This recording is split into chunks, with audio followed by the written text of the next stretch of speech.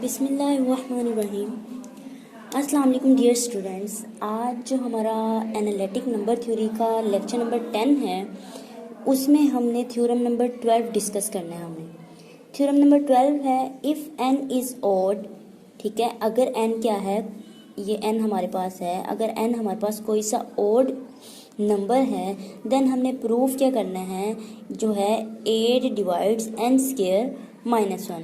ठीक है, अब यहाँ पे हम देखते हैं कि अगर 8 n कोई सा ऑड इंटीजर है, लेट्स सपोज यहाँ पे हम कहते हैं, ये रफ करने लगे हम समझाने के लिए आपको बता रही हूँ कि अगर n हमारे पास ऑड है तो ऑड नंबर अगर हम 3 लेते हैं, 3 का स्क्वायर करते हैं, फिर माइनस 1 है साथ में तो माइनस 1 किया, 3 का square 9 minus 1 is equal to 8 आ गया। तो वो कह रहा है कि इसका जो नंबर है, जो आंसर आएगा वो इस 8 उसको डिवाइड करेगा। फिर हम देख लेते हैं दूसरा ऑड नंबर क्या है, हमारे पास 5 होता है। 5 का स्क्वायर किया, माइनस 1 किया तो 25 माइनस 1 इज इक्वल टू 24। फिर वो कह रहा है कि ये जो आया आंसर हमारे पास 8 उसको क्या करेगा, डिवाइड करेगा।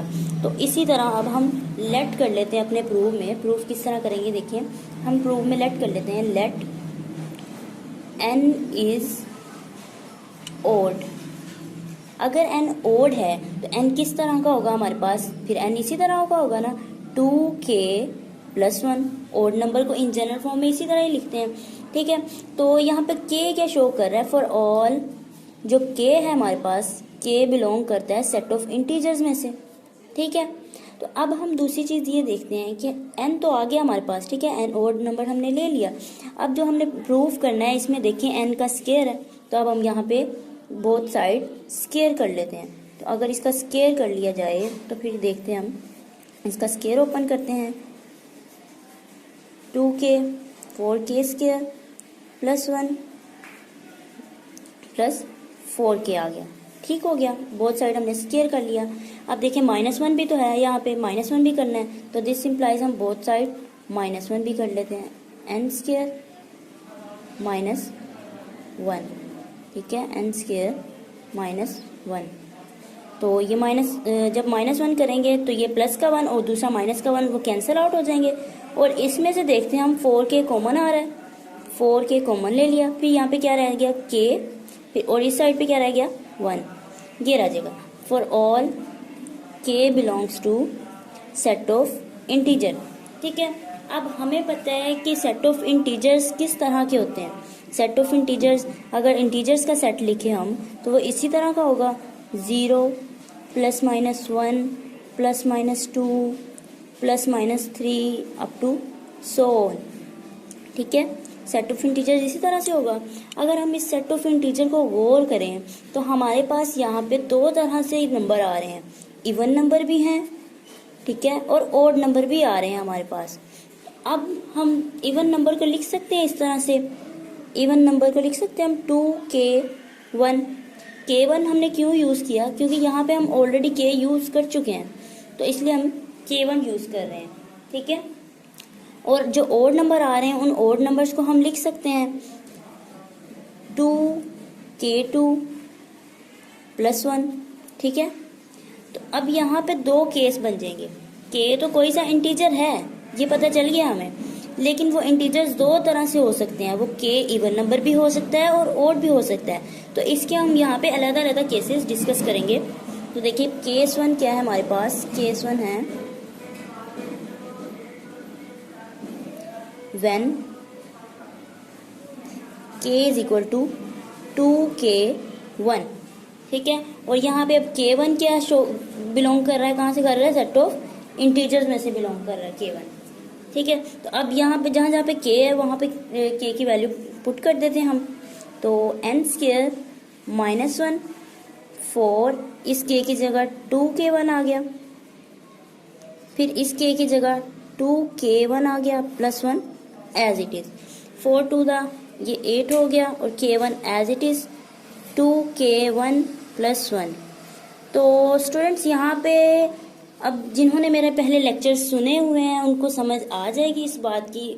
डिविजिबिलिटी के लेक्चर मैंने जब पढ़ाया था आप लोगों को, तो उसमें हमने डिविजिबिलिटी की जो डेफिनेशन की बात की थी यहाँ पे वो अब अप्लाई होगी कि अब हमने क्या किया, हमने इस सारे को 8 के किसी मल्टीपल की फॉर्म में लिख दिया।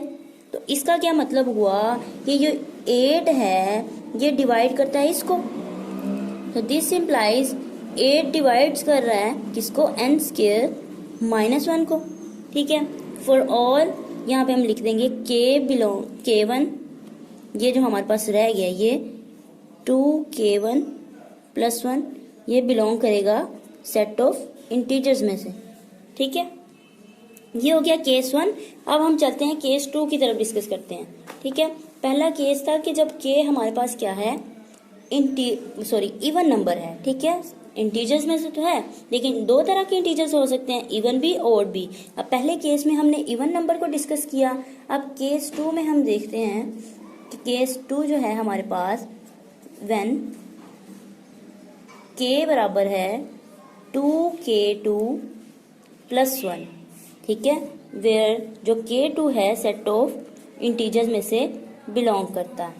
ठीक है, अब इसकी वैल्यू देख, हम जहाँ जहाँ पे K है वहाँ पे इसकी वैल्यू रख देते हैं। तो ये देखें यहाँ पे क्या था हमारे पास, ठीक है 4, यहाँ पे K की जगह 2K1 + 1 आ जाएगा। ठीक है, ये 4 एज इट इज, K की जगह पे आ गया K2 + 1 into 2 as it is ये वाला, और K1 की जगह पे K की जगह पे 2K2 + 2K2 + 1, और दूसरा जो +1 था वो 7 एज इट इज। ठीक हो गया, 4 2K2 + 1 और ये 2K2, 1 + 1 2 हो जाएगा। और इसमें से देखिए हम K2 कॉमन आ रहा है, 2 कॉमन लेके बाहर ले आते हैं, 4 ये 2 यहाँ से कॉमन आएगा, और यहाँ पे फिर क्या रह जाएगा K2 + 1, 4 2 8, और यहाँ पे फिर रह गया 2K2 + 1, K2 + 1। तो बिल्कुल उसी तरह जैसे हमने केस 1 में डिस्कस किया कि डिविजिबिलिटी की डेफिनेशन को देखते हुए हमने इसको n² - 1 को 8 के किसी मल्टीपल की फॉर्म में लिख दिया। तो इसका मतलब दिस इम्प्लाइज 8 डिवाइड्स n² - 1।